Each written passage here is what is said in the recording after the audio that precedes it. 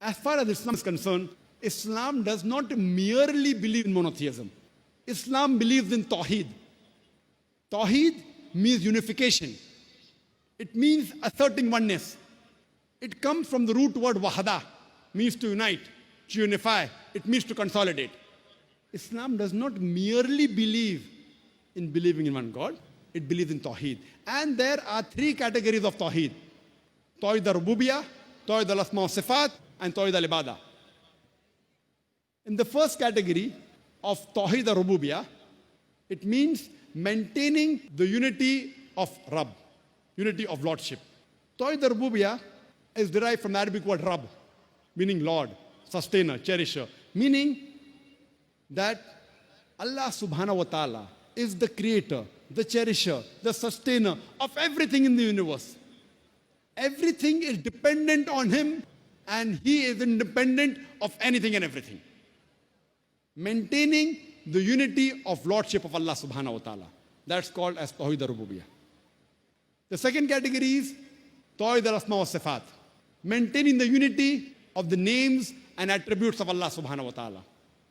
This is further divided into 5 subcategories. Number 1 is, whatever name you give to Allah subhanahu wa ta'ala, it should be the name that He Himself has given Him. You cannot give your own name to Allah subhanahu wa ta'ala. You cannot say that Allah is Al-Ghadib, the angry one.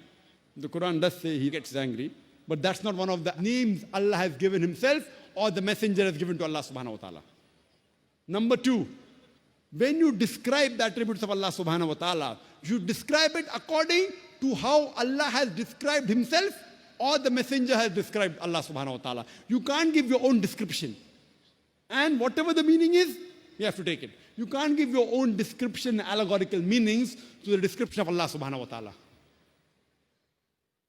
The third is, you cannot give the qualities of the creation of Allah subhanahu wa ta'ala to Allah Himself. You can't say that Allah forgets, knows billah. That is the quality of His creation. You cannot say Allah makes a mistake. Like some of the scriptures say that God made a mistake, knows billah. These are the qualities of His creation. Number 4, you cannot give the attributes and qualities of Allah to any of His creation. You can't say, I know a person who's immortal, who's eternal. These are the qualities of Allah subhanahu wa ta'ala. And the 5th category is that you cannot give the name of Allah to any of His creation. If you have to give, you have to add abd to it. For example, you cannot say that He's Ar-Rahim. You can say Abdur Rahim, the servant of the most merciful.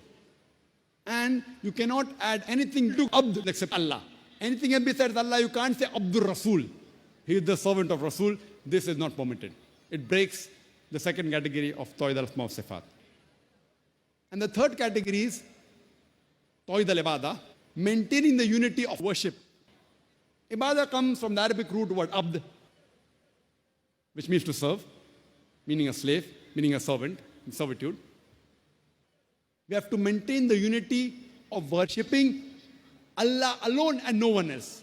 Tawheed al-Ibadah means maintaining the unity of worshipping Allah alone and no one else. If you follow the first 2 categories, that Tawheed al-Rububiyyah, saying Allah, He is a Rabb, He is a sustainer, creator, also agreeing with Tawheed al-Asma wa Sifat, giving Him good names and attributes, creator, etc. But if you worship somebody else besides Allah, then too you're breaking Tawheed. And there are several such examples in the Quran. Allah subhanahu wa ta'ala in the Quran, in Surah Yunus, chapter number 10, verse number 31, refers to the pagans of Makkah, refers to the mushriks.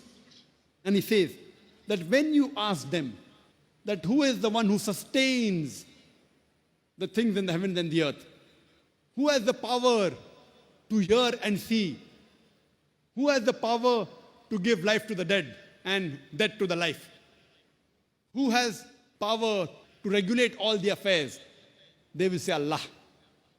Then why don't you show piety to Him? That means Allah is referring to these pagan Arabs in Makkah. He is agreeing that they believe in Allah, they called Him Allah, they gave Him good attributes, good names. Tawheed al-Rububiyyah was there, Tawheed al-Asma wa Sifat was there, but they worshipped things other than Allah. And the similar example is given in Surah Zukhruf, chapter number 43, verse number 87, that when you ask these mushriks that who is the one who gave life to you, they will say Allah. Then why do you join partners with him? So here we realize that only following the first two categories is not sufficient. Following all three categories of Tawheed simultaneously is important. If you break any one of the categories of Tawheed, it's called as shirk.